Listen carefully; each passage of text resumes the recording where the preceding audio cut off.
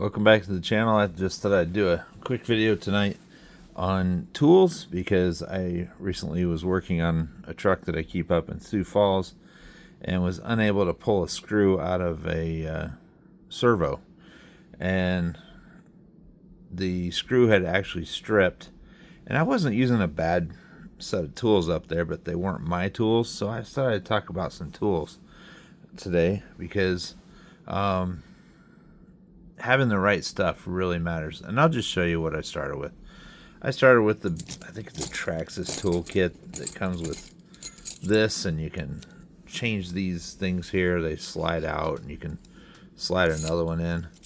Well, and it comes in like a folded thing that you zip up, and it's kind of a black taco looking setup where you zip it shut and it keeps all these tools for you. Well, that's fine, but the only tools that I found really useful are actually the straight and Phillips screwdrivers.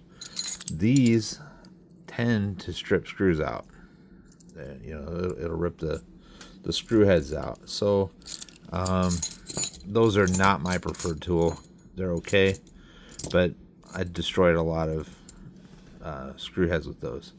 Then I bought these tools after that, and they're somewhat better. I don't think they're super fantastic, but they are better than whatever these are. Nick from Mofo RC actually gave me these as a gift, and this is a Details brand that he sells. I don't know if he still sells this particular one, but this revolutionized my SCX24 building. I never stripped the screw head out with this.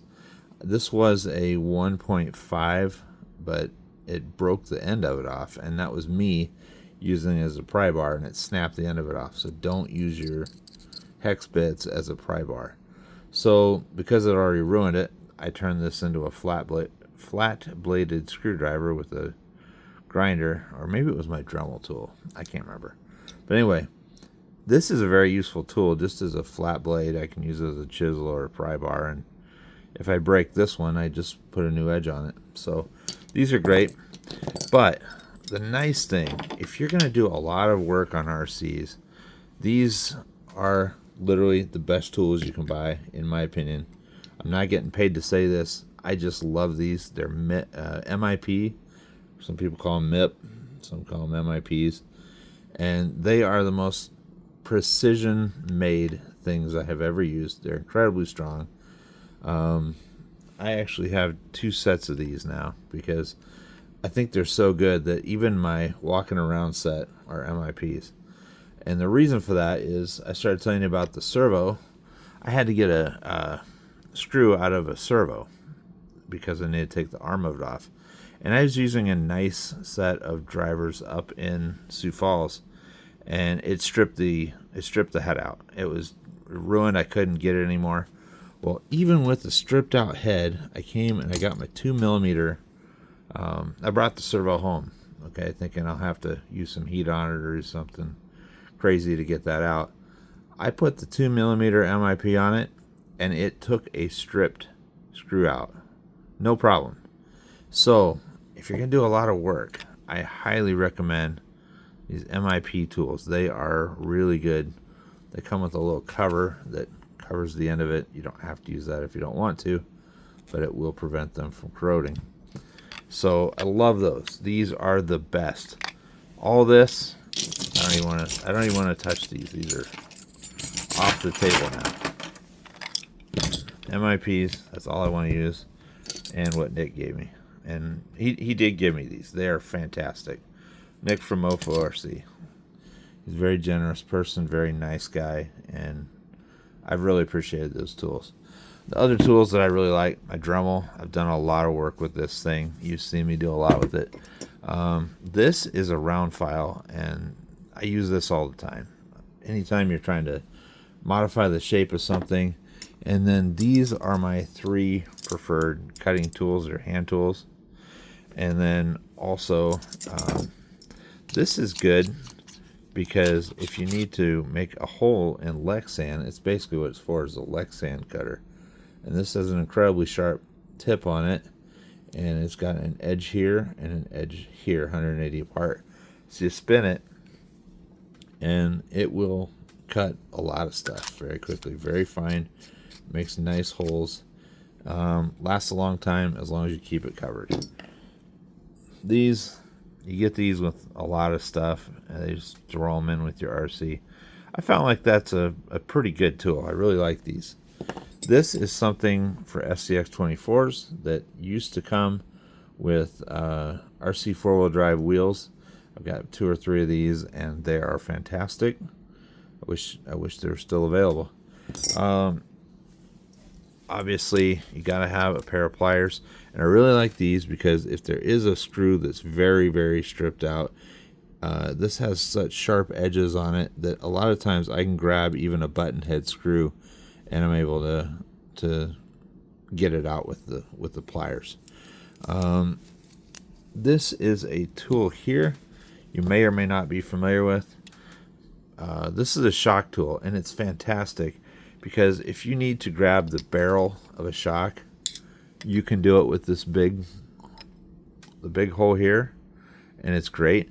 If you need to grab the piston shaft, you can do it here in this, and it will not put any marks or blemishes or anything on the piston shaft. So this makes taking apart shocks and putting them together very, very easy. Also, I had forgotten I had one of these. I've had a set of these forever. They were silver. I gave them to my friend Jay. I forgot completely that it had this pin here, and what this is for knocking out ball joints out of the the little pivot ball out of the end of an end link. And you don't need it to have this silver part here to get it done, but it is nicer. And then this side has an open hole that you can just pop it through, and I used it without this silver thing for years and forgot it even had one. Well, I gave it to my friend Jay, and then I ordered a new one, and then when this showed up, oh yeah, I felt bad that I gave him a tool that was kind of incomplete, but it still works. It's still functional as a hand vise, and you can still use it as a pivot ball popper. I forgot it didn't have that, and it's been long gone for years. And anyway, sorry about that, Jay. You still got a great tool. It's still 100% usable. I used it that way for years. This is another thing, one of my favorite tools that may not be exactly obvious what it is, but these are great for out on the trail, and I'll show you why. Suppose you have a battery that you need to test, or your friends are, hey, which one of these batteries still works? I don't know. Well, you can plug it in. You look for the side where you can see the silver catch retainers, and you plug it in, and it will tell you the state of the battery. In fact, it'll tell you cell 1, cell 2, and then cell 3 if it was cell 3. But this is a 2-cell LiPo. But 3.69 and 7.3 is total 369. 369. That's a balanced battery, and it's fantastic. The other thing it's really good for is on the Fusions and the Firmas, the 2-in-1s.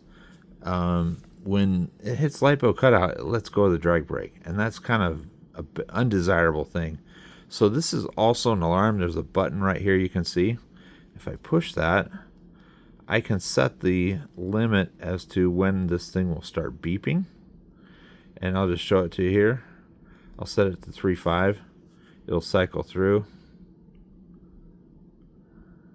And I guess I'm still at 3.6, so I'll set it at 3.8.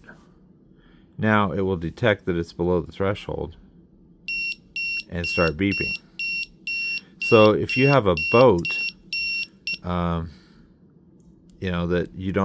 doesn't have a telemetry on it, you can use one of these. You just plug it in and you leave it in your balance port. It doesn't hurt anything, barely uses any current. And if you start hearing that thing beep, you got to bring the boat back. If you are using a Firma or a Fusion, I highly recommend one of these LiPo alarms. I set mine to 3.3 volts because if I'm never going to hit LiPo cutout at 3.3. In fact, it's probably going to cut out around 3.6 or 7, but you'll hit 3.3 when you have a draw. So as long as I never hit LiPo cutout, I never lose my drag brake. And where I drive, a lot of times I'm on the edge of a cliff with a lake below it. I don't want my crawler going in the water, so if I hear this thing start to beep, I immediately change the batteries or call it a day, one of the two, if I don't have more. But this is a fantastic tool. So have this. They're like $2 on eBay. They're fantastic. I just ordered another 5 because I never want to be without them. It cost me $11. So these are fantastic. It's just a LiPo alarm voltage meter. But these are my favorite tools. You gotta have a lighter, because if you're gonna do soldering, you gotta have a lighter. And I think that's, well, here's my other tool that I use. This is how I do my videos outside. I just tape a selfie stick right to my remote. So it's low tech, but it works great. That's my other favorite tool. But anyway, I think that's all I got for you tonight. But MIP drivers are the bomb. You can get screws out that other tools actually stripped, and this can go a little bit deeper, lock in on the very end, and it'll still take them out. So highly recommend these. I wish I had a set of these up in Sioux Falls for me to use. I've got 3 screws up there that I really need to get out in the truck that my buddy Jay holds up there for me. I bought it back in February, and he's nice enough to hang on to it. But if I had these tools here, first of all, I don't think that those would have stripped out. And even if they had already, well, some of them actually were already stripped out, but when I bought it. But I think these would still get it out. They're that good. It's just, they're machined so well. And you pay a little more, but they're worth it. They're absolutely fantastic. So that's my tools I use. Hope you enjoyed the video. This right here is my main set. This right here, if you have these tools, you can pretty much do anything. The other thing I guess I failed to mention is a container, just a small tray. Anytime I get a kit that has a lot of screws that are just in a bag, I'll dump them right in here. That way I don't lose any of them. They're contained, and I pull one out as I need it. Pull another one out, put it in. You know, it's very meticulous. That way, if I come to the end, I haven't lost anything, and I know that, you know, I won't lose anything in that case.